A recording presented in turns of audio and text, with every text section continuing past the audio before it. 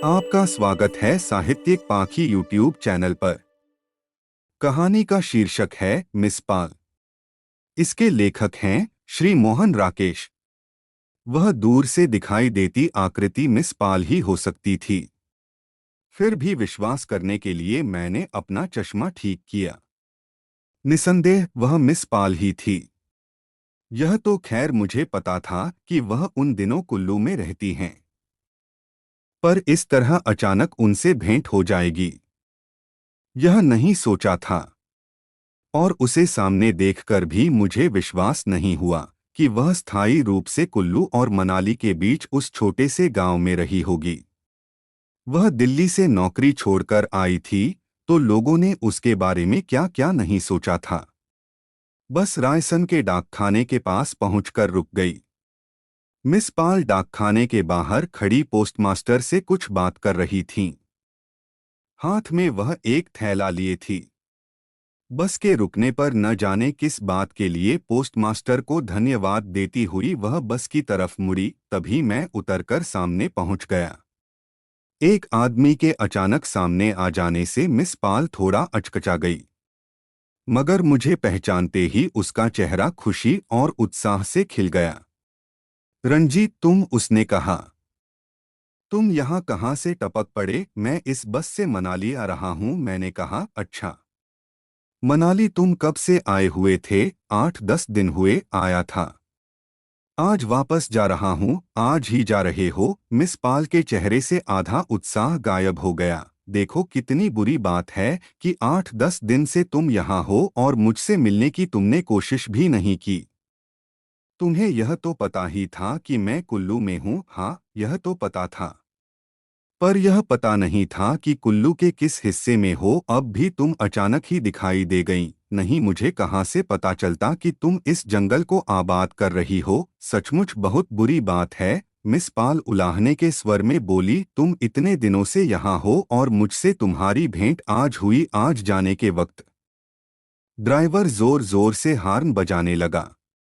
Miss पाल ने कुछ चिढ़कर driver की तरफ देखा और एक साथ झिड़कने और क्षमा मांगने के स्वर में कहा, बस जी 1 मिनट, मैं भी इसी बस से कुल्लू चल रही हूँ। मुझे कुल्लू की एक सीट दीजिए।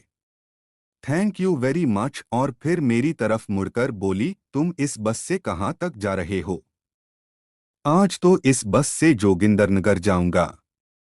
वहां एक दिन रहकर कल सुबह आगे की बस पकड़ूंगा। ड्राइवर अब और जोर से हॉर्न बजाने लगा।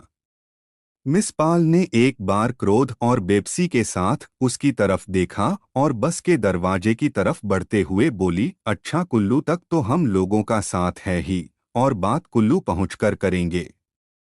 मैं तो कहती हूं कि तुम 2-4 दिन यहीं रुको, फिर चले जाना। बस में पहले ही बहुत भीड़ थी। 2-3 आदमी वहां से और चढ़ गए थे, जिससे अंदर खड़े होने की जगह भी नहीं रही थी।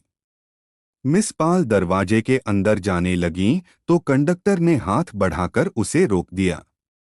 मैंने कंडक्टर से बहुतेरा कहा कि अंदर मेरी वाली जगह खाली है, मिस साहब वहां बैठ जाएंगी और मैं भीड़ में किसी तरह खड़ा होकर चला जाऊंगा।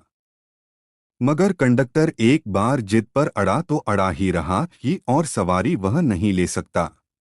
मैं अभी उससे बात ही कर रहा था कि ड्राइवर ने बस स्टार्ट कर दी। मेरा सामान बस में था, इसलिए मैं दौड़कर चलती बस पर सवार हो गया।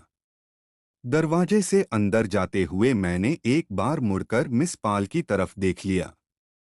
वह इस तरह अचकचाई सी खड़ी थी जैसे कोई उसके हाथ से उसका सामान छीन कर भाग गया हो और उसे समझ न आ रहा हो कि उसे अब क्या करना चाहिए।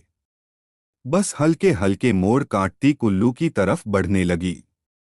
मुझे अफसोस होने लगा कि मिस पाल को बस में जगह नहीं मिली, तो मैंने क्यों न अपना सामान वहां उतरवा लिया। मेरा टिकट जोगिंदरनगर का था, पर यह जरूरी नहीं था कि उस टिकट से जोगिंदरनगर तक जाऊं ही। मगर मिस पाल से भेंट कुछ ऐसे आकस्मिक ढंग से हुई थी और निश्चय करने के लिए समय इतना कम था कि मैं यह बात उस समय सोच भी नहीं सका था। थोड़ा सा समय और मिलता तो मैं जरूर कुछ देर के लिए वहां उतर जाता।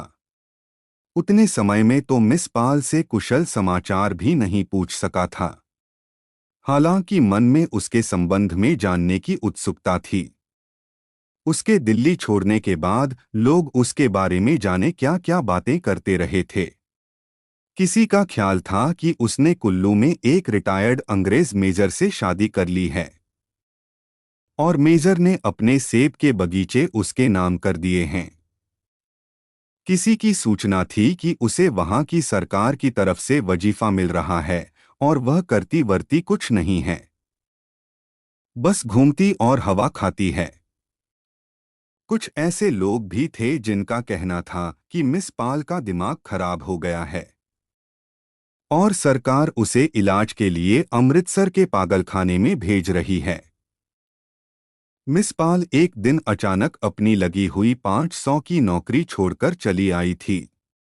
उससे लोगों में उसके बारे में तरह तरह की कहानियां प्रचलित थीं। जिन दिनों मिस पाल ने त्यागपत्र दिया, मैं दिल्ली में नहीं था, लंबी छुट्टी लेकर बाहर गया था। मिस पाल के नौकरी छोड़ने का कारण मैं काफी हद तक जानता था।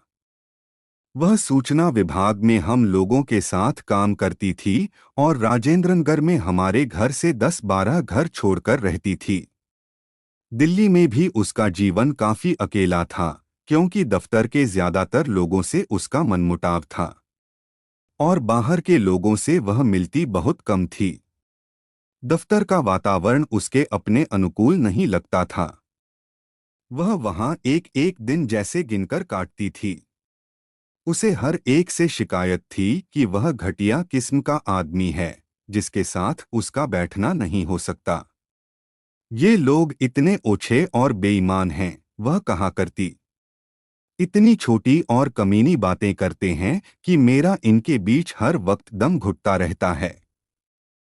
जाने क्यों ये लोग इतनी छोटी छोटी बातों पर एक दूसरे से लड़ते हैं और अपने छोटे छोटे स्वार्थों के लिए एक दूसरे को कुचलने की कोशिश करते रहते हैं। मगर उस वातावरण में उसके दुखी रहने का मुख्य कारण दूसरा था, जिसे वह मुंह से स्वीकार नहीं करती थी।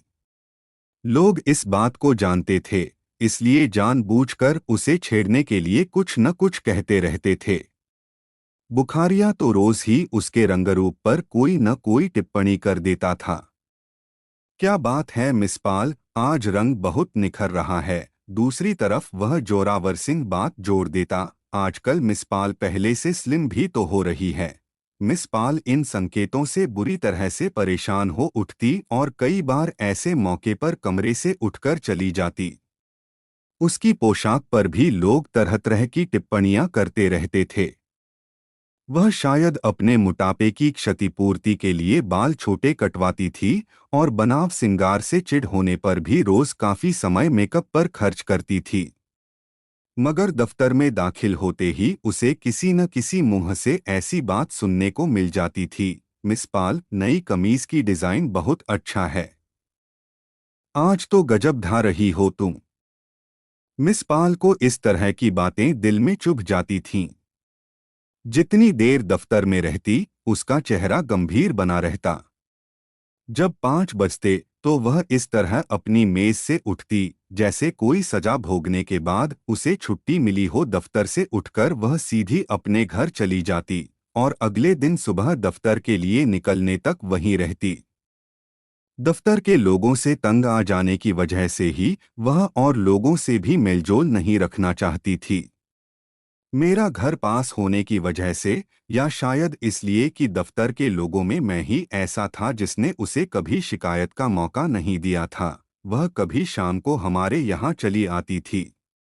मैं अपनी बुआ के पास रहता था और मिस पाल मेरी बुआ और उनकी लड़कियों से काफी घुल मिल गई थी। कई बार घर के कामों में वह उनका हाथ बंटा देती थी। किसी दिन हम उसके यहाँ चले जाते थे। वह घर में समय बिताने के लिए संगीत और चित्रकला का अभ्यास करती थी। हम लोग पहुंचे तो उसके कमरे में सितार की आवाज आ रही होती या वह रंग और कूचियां लिए किसी तस्वीर में उलझी होती।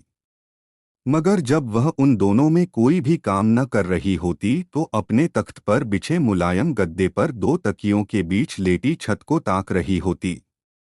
उसके गद्दे पर जो झीना रेशमी कपड़ा बिछा रहता था, उसे देखकर मुझे बहुत चिढ़ होती थी।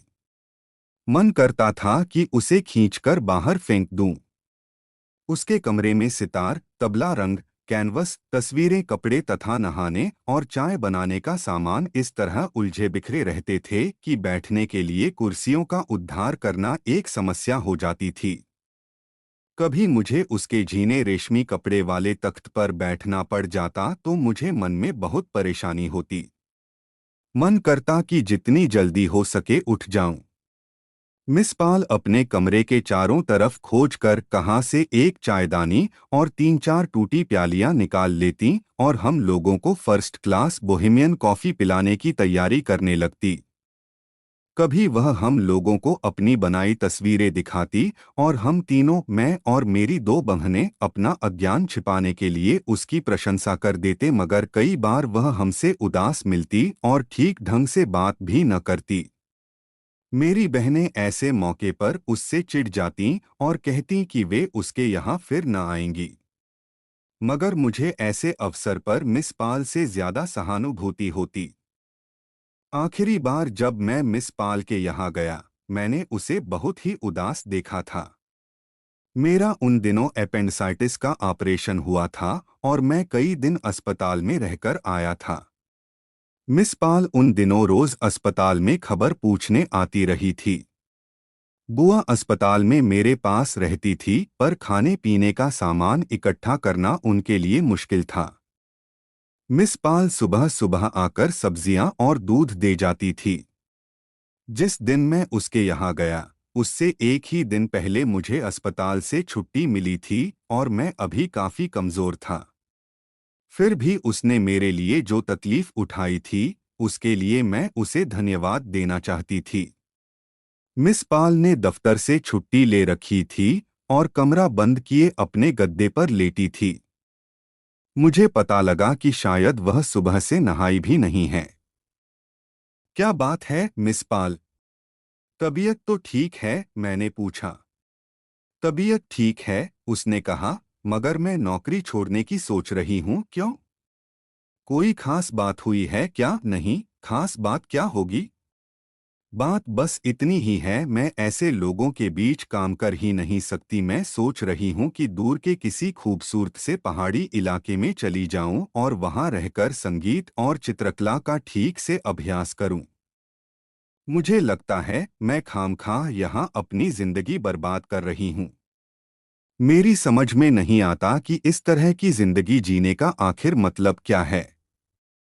सुबह उठती हूँ, दफ्तर चली जाती हूँ, वहां 7-8 घंटे खराब करती हूँ, खाना खाती हूँ, सो जाती हूँ। यह सारा का सारा सिलसिला मुझे बिल्कुल बेमानी लगता है। मैं सोचती हूँ कि मेरी ज़रूरतें ही कितनी हैं। मैं कहीं और जाकर एक छोटा सा कमरा या शैक लूँ तो थोड़ा सा ज़रूरत का सामान अपने पास रखकर 50-60 या 100 रुपए में गुजारा कर सकती हूँ। यहाँ मैं जो 500 लेती हूँ, वे 5 के 500 हर महीने खर्च हो जाते हैं। किस तरह खर्च हो जाते हैं, यह खुद मेरी समझ में नहीं आता।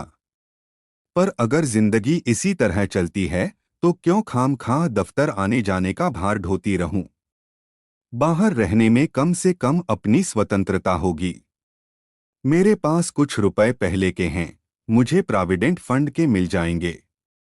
इतने में एक छोटी सी जगह पर मेरा काफी दिन गुजारा हो सकता है।